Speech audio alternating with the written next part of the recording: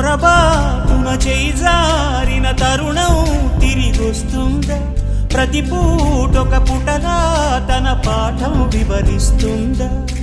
మన కోసమే తనలో తను రగిలే రవి తపనంతా కనుమూసిన తరువాతనే పెను చీకటి చెబుతుందా?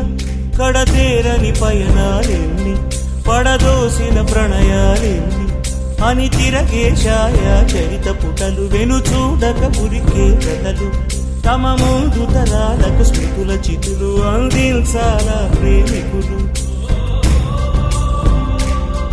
ఇది కాదే విధిరాత, అనుకోదేం ఎదురీత.